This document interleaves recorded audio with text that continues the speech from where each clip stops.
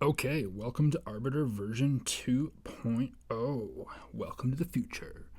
So I want to do this quick overview so that AI can provide a user flow and also to mark up suggestions for improvement and simplification. So when a user first arrives at Arbiter, they will land on this screen right here. If they have no previous experience with the app, it's very easy to use. It's as easy as job searching should actually be in the 21st century. All they need to do is drag and drop their resume onto this landing pad, and they will be able to kick off things with the agentic search. But we provide even more features when users sign in, and signing in is one of our signals, or being able to acquire free users at this point because the paywall is not in place yet. Getting users to sign in is a signal that our app is gaining traction for prospective investors. You'll notice that when I sign in as myself, I use Google to authorize in here. I now have this history tab, and because it recognizes me as a known user, I can go back and find my previous search history. This comes in handy if you see a recommendation that seems similar to one you got in the past and you want to go and see if it's the same role or a different role to determine if you should apply for it or if you have already applied. To compare and contrast two similar roles, maybe different departments, same company, or same level, or two different levels, but the job descriptions seem very similar. So anyways, there are reasons to be able to go and find your recommendation history. That said, I'm going to go ahead and kick off the fast version of our report or of the agentic search for the purposes of making this review video. So I click there, I find the resume I want, I pick it, I open it, and as soon as Arbiter recognizes a resume, it begins the process. Job search should be that easy. Now what you see the AI agents doing is they are analyzing the resume that I provided the service, and they're getting to know who I am. Below, you'll see the steps the AI agents are taking. One of the things that is very important to ConvoRex is transparency. Not only do we realize that people have some concern about AI, but it's because AI seems like this secret thing. So if we show them that AI is just doing normal tasks and we're transparent and honest with them about the tasks the AI agents are performing, people will feel more comfortable adopting our product. Additionally, the reason we want to have our AI agents keep people in the loop for what is going on is what you're about to see now, which is the agentic committee debate. The purpose of this is the multiple agents are simulating a hiring committee having a conversation about a candidate based on their resume in this case, and in the future state it will be based on their resume, and if they're a paid user they'll have more information and context with their paid account that can also inform the recommendations and the agents providing information. So you'll see that we have one optimistic agent that looks at your resume and says, what is the highest level of experience that you have and what are the best accolades on your resume. We have a conservative agent that is trying to be that person on the job committee that says, I'm only hiring somebody for the skills that they've repeatedly demonstrated over and over and over again that I know that this person will be able to do. Taking more of a skills-based approach versus the optimistic evaluator is able to take more of a contextual approach and look at what the candidate should be capable of doing Then we have a market realist, because that agent needs to figure out where do you fit currently in the marketplace. There might be a shortage of good jobs open, in which case somebody might need to go a level down, or you might be in a reset situation like tech was in 2023, when if you had AI skills, you could become fast track yourself to VP, SVP, in those AI product strategy type roles. So the committee goes through this debate. There's also the arbiter, who is like the judge and is the final decision maker after these three agents have this conversation about what is the best fit, job role, job level, and things of that nature for the candidate who has submitted their resume. And it takes a few minutes depending on which level or which of the types of analysis you run, whether it's fast, standard, or when we have a paid version, there will be another tier of high analysis available.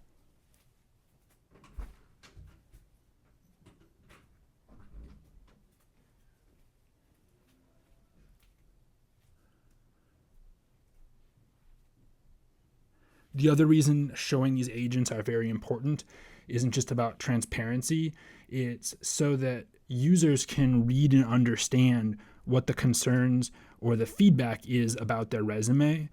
I have found several situations where I didn't realize my resume was reading a certain way, or said something, or there was a question that I knew the answer to in my mind, but I didn't communicate that effectively on my resume. And because I was reading through the committee debate, I was able to actually improve the quality of my resume. So we want to empower our customers to have the best version of their resume possible for submission, because they're constantly seeing feedback on the caliber or quality of their resume, but also getting feedback on what does your resume actually say to a third party audience, not you as an audience that knows what everything on your resume means and all of the backstories for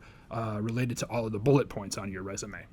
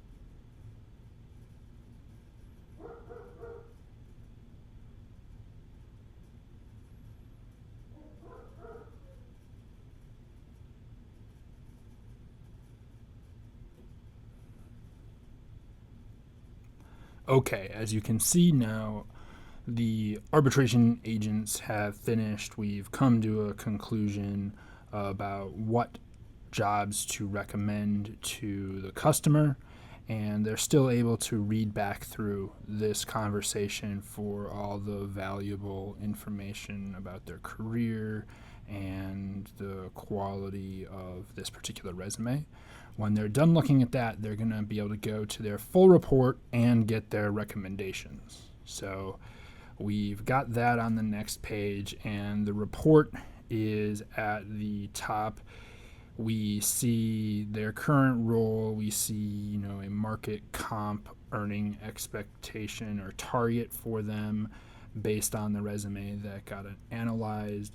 We've got the role level recommendation, and then we've got the career trajectory that they're on. We've got the inferred direction of the candidate's career, so the vector or the career track that they are currently on, in case they, it's important people take consideration for where is their career going, in case they need to make a change.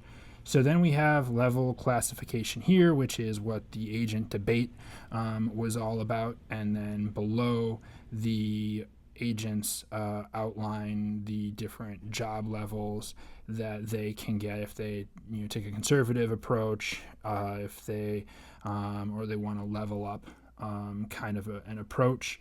And then we provide them with job recommendations here. And this experience needs to improve because it's the same in presentation, generally speaking, as it used to be, but it's not as easy to use and to visualize anymore. We need to pick one way of doing this and do it really well. Since the cards are side by side, they could be in separate drawers, allowing users to look at them one at a time. And the user can't get to the actual job description right now to validate whether or not that job is a good fit for them.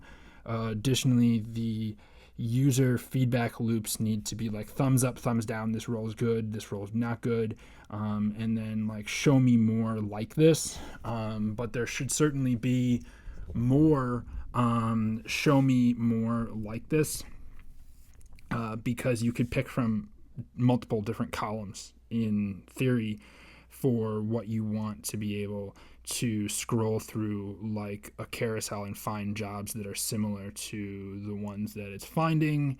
And you also probably need to be able to provide feedback of why you thumbs up or want more jobs like that. And certainly if you thumbs down and don't want jobs like this because you might not want jobs from a certain company, you might not want jobs like myself that are individual contributor roles, and you might see a certain industry like fintech is not one that I have much experience in, and not one that I want to go into because it's highly regulated. Same with health tech, generally speaking. I avoid health tech jobs. I prefer marketplace jobs and commerce roles, social commerce, MarTech, and supply chain with robots or drones for last mile logistics are all the areas that I would like to go. But we do have that at the bottom with you can provide further guidance to refine search with Convo Rex conversational search at the bottom. Now, the question is, does it make sense to only provide this type of experience with search and with tags after the recommendations have already been provided? Or should we more proactively allow users to provide this type of information either right before they engage the agents to have the debate and ultimately get the search results? Or should we have them do this as part of the experience once the agents go through the process of negotiating like a level. Granted, your level could potentially be different based on the market situations on the ground in certain cities at certain geographic locations that you want to live in. If it's like Silicon Valley type tech, there might be high demand for a certain type of professional in that job market, but there is no demand because that job doesn't exist in certain other markets. So that market realist would need to take that information into consideration to potentially improve the results and things of that nature. Also, it would improve the compensation, the market compensation rate, if the AI had a better idea of what geographic market you are living in, because many of the job roles that you'll see for tech, they talk about market 1, market A, market B, market 2, market C, which is like Silicon Valley and New York City are the premier tier 1 markets, and then you've got Boston, Seattle, as the tier 2 markets that have a slightly lower cost of living. And then you've got tier 3 markets like Chicago and Austin, and then like tier 4 is like everywhere else throughout the country, like the Research Triangle Park. So that is what we have going on with the app. Additional necessities for